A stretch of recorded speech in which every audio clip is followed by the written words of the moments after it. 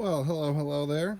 I'm AJ O'Neill. I normally do programming videos, but here we're going to talk about the Honda FourTrax 300 4x4 1988. It got in this terrible state, me trying to remove the exhaust, and there's a couple of other videos showing how to remove the tailpipe and muffler, and they kind of make it look really easy. But when you're dealing with something that's 30 years old and every bolt that you try to undo cracks and every one of the things strips. I don't know if you can even see this because how bright it is. Yeah, pretty much everything's stripped. Anyway, the most important part is that they're actually, the other videos say, oh well, some of these must not have gaskets because this one doesn't have a gasket. That's not true. So the gasket's a copper ring, but it flattens out. So here's the old one, and then here's the new one. So you can see the new one's this nice ring.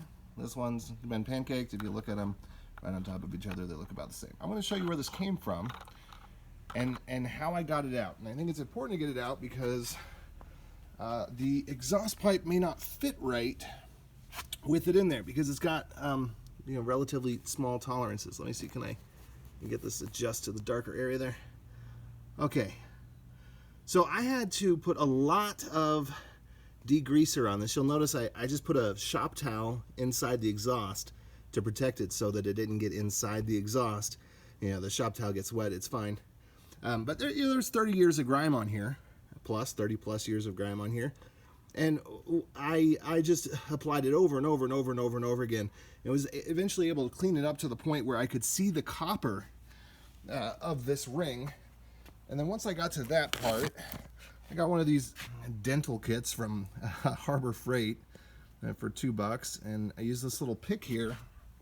And then once there was enough of the grime was gone, I was able to get this in between the grime and the gasket. I don't know if you can see this here. I can't see it.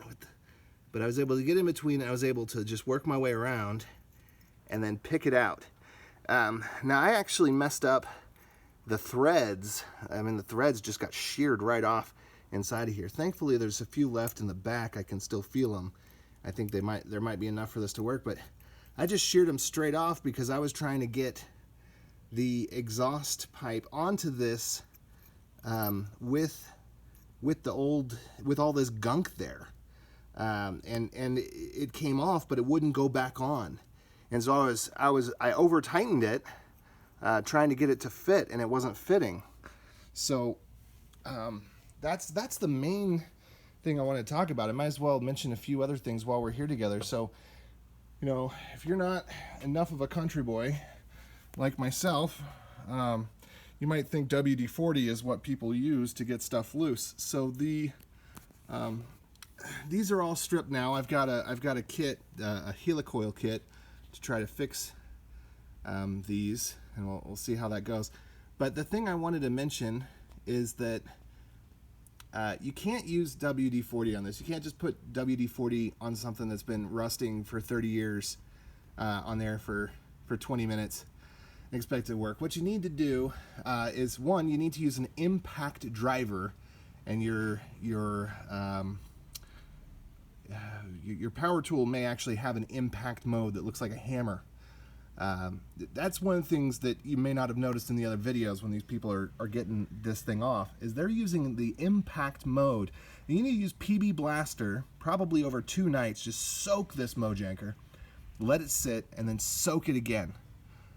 Before you try to do anything with it. Make sure you're using impact mode, and then if you do strip them out, you can get these things called helicoil kits, and then you can also you need 10.9 class. I think, is it class or grade? I forget, but metric is, I think metric's called grade and the other one's called class. I don't remember, or metric's called class. Anyway, you need 10.9 bolts to replace if you strip them or anything. But yeah, get some WD Blaster on everything that you're going to remove, and let it sit for 2 nights. And if you don't have a lot of patience, you're probably going to screw it up because the thing's 30 years old, right?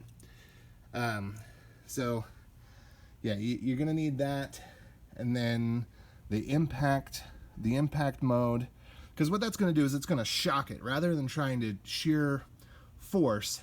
It's going to shock and then shock and then shock. It's giving it impact, and so you get a better chance of not stripping and breaking stuff. So, well, we'll see if I've got to follow a video where I actually get the thing on. But I think that's the key missing information. And yeah, you can do it without taking off the fenders. I couldn't, because the way that I messed things up, I needed to get at different angles to finish the job. I had to drill out holes and use a screw extractor. By the way, the Harbor Freight screw extractor appears to be far better than the as seen on TV one that they sell at Lowe's, at least as of 2022. Let's see, what else was I going to say? Oh yeah, so I had to get at it from funny angles and everything. And so I've taken it all apart, even got the wheel off here.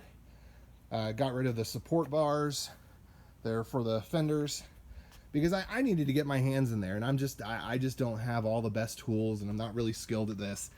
And so if you're not really skilled, I mean, I know the other people that are doing this make it look darn easy, but I'd say it's a better deal to take off the fenders. Of course, gosh, those bolts will strip too, and screws and whatnot. But you can get it's called a fairings kit.